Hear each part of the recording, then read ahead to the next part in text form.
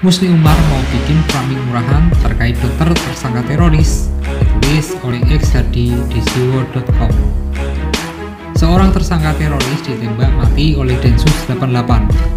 Ternyata orang tersebut juga seorang dokter. Ternyata ini menimbulkan simpati bagi sebagian pihak yang kemudian digoreng oleh kelompok sebelah dengan memfokuskan sosok tersangka teroris ini sebagai dokter yang baik, ramah, dan suka menolong. Sedangkan label teroris berusaha dibuang agar dapat dinarasikan untuk menyalahkan pemerintah. Ini butuh artikel terpisah yang akan saya tulis nanti. Kali ini kita fokus dulu dengan pernyataan rektor pendukung Anies bernama Musni Umar. Dia menanggapi berita soal tersangka teroris yang ditembak mati oleh Densus 88. Melalui akun Twitter pribadinya, Musni Umar menunjukkan rasa prihatin terhadap penembakan tersangka teroris yang juga merupakan dokter tersebut. Ya Allah, mengapa dokter ditembak? Kata Musni Umar. Yang ditembak oleh Densus 88 adalah seorang dokter yang aktif di lembaga Hilal Ahmad Society Indonesia atau HASI. Nama dokter tersebut adalah Sunardi. Oke, mari kita bahas ucapan Musni Umar yang seolah menyayangkan kenapa seorang dokter harus ditembak. Musni Umar memang kelewatan dan keterlaluan. Dia seorang rektor dan sudah pasti bisa mencari kebenaran sebuah berita. Tapi namanya saja tukang nyinyir sejak jadi pendukung berat Anies Baswedan.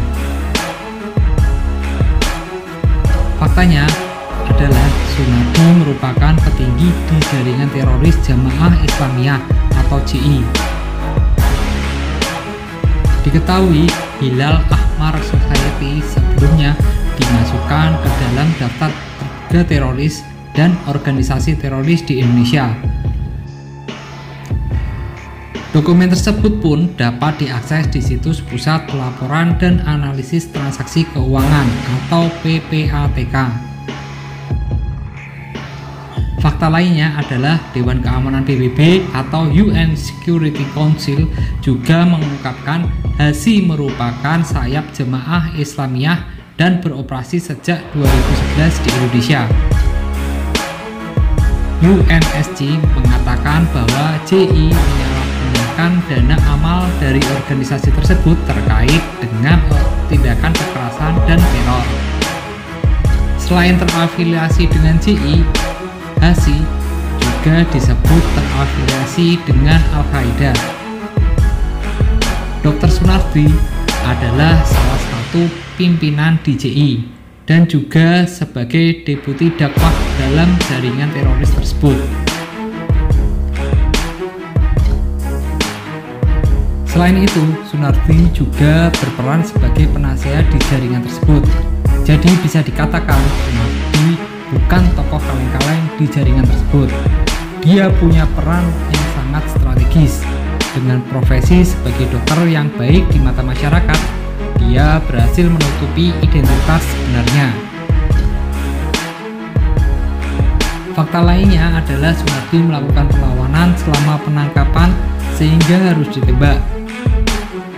Momen ini seperti di film action, ada kejar-kejaran ala Fast and Furious.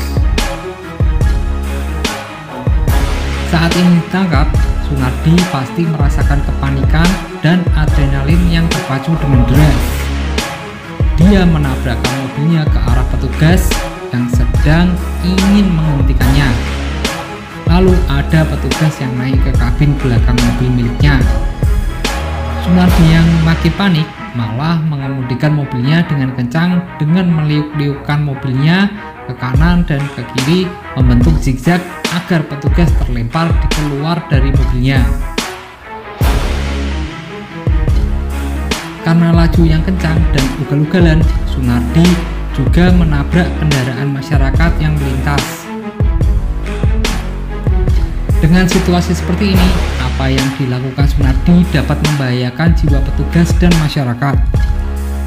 Apa boleh buat, Petugas terpaksa melumpuhkan tersangka dan ternyata mengenai punggung atas dan bagian pinggul kanan bawah. Setelah berhasil dilumpuhkan, petugas membawa Sunardi ke Rumah Sakit Bayangkara untuk mendapatkan penanganan medis. Ternyata Sunardi tidak terselamatkan. Itulah kira-kira kronologisnya. Parahnya, Musni Umar malah membuat pernyataan yang tendensius. Halo, memangnya kalau dia dokter kenapa? Kalau dia tersangka, terus ternyata dia adalah dokter, lantas tidak boleh ditindak tegas karena melakukan perbuatan yang membahayakan orang lain. Ini mirip dengan Rizik yang seringkali membuat resah.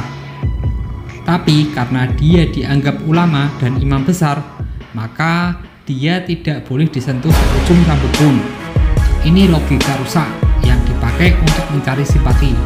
Menggelikan sekali.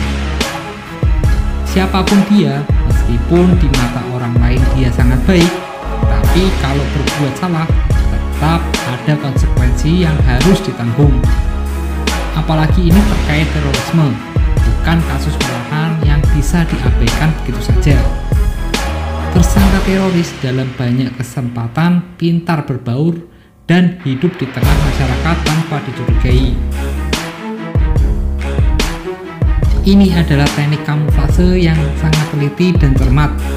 Berperilaku sangat baik di tengah masyarakat, tapi di belakang layar mengelola jaringan terorisme. Bagaimana menurut Anda?